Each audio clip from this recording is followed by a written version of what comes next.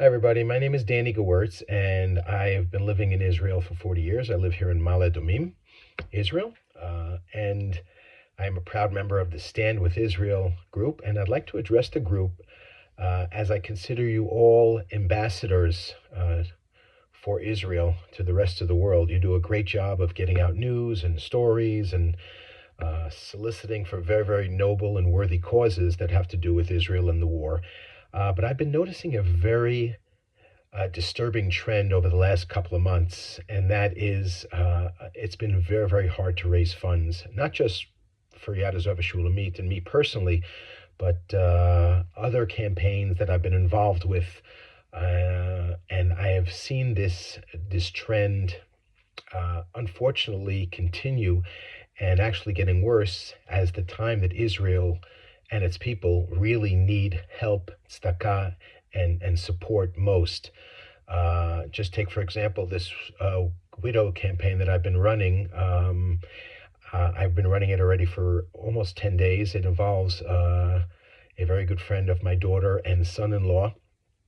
The boy was named Gavriel Shani. He was killed. He was 25 years old. He was killed in Khan Yunis, leaving his wife and two very small children behind, as well as her being about 22 weeks pregnant. A tragic situation. And it's been so hard to raise funds for this. And whereas probably after the war, if it happened within a month after the war, I'm sure we would have reached our goal of $180,000 quite quickly.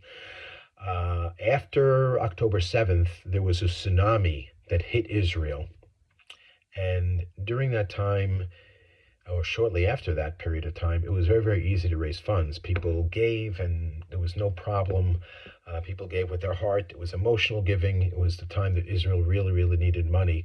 But as time has gone on, it's been much tougher to raise funds. And this is a time when Israel really, really needs the funds. I mean, they needed it back then too, but as the tsunami has gone out to sea, it's left in its wake a tremendous need across the board. Widows, orphans, of course, people who have gone through the army and now need emotional therapy, emotional support, evacuees, people have been out of their house now for more than 5 months. And I just don't know why it's really we have failed to continue to give money when, as the war has increased, the needs have increased even greater. I hope that we can reverse this trend as we get closer to the Passover holiday and as this war continues, because this war is not leaving us anytime soon. It's going to be continuing, and the needs of Klal Yisrael are just growing greater and greater and greater. There's food security issues. There's, as I mentioned, emotional issues. People just have, there's so many needs now for Klal Yisrael, and I'm just very, very worried that the giving has completely stopped, or has really gone from a tremendous outpouring to really a trickle. We have to get back on our horses. We have to give until we're feeling uncomfortable. We have to maybe go out less, take lower quality vacations. I don't know what it takes. Everyone knows what they can cut back on a little bit in order to give a little bit more. But this is the time that Am Yisrael has to be together and really help those people in need, because right now the needs in Israel are growing and are very, very acute, much more acute probably than they were at the outset of the war.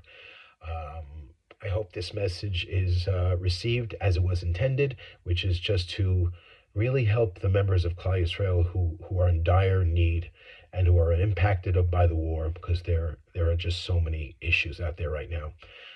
I commend you all for being part of the group, and I hope that this message is taken as it was intended. All right, thank you very much, and if anybody has any questions, they can certainly contact me through the group. Thank you.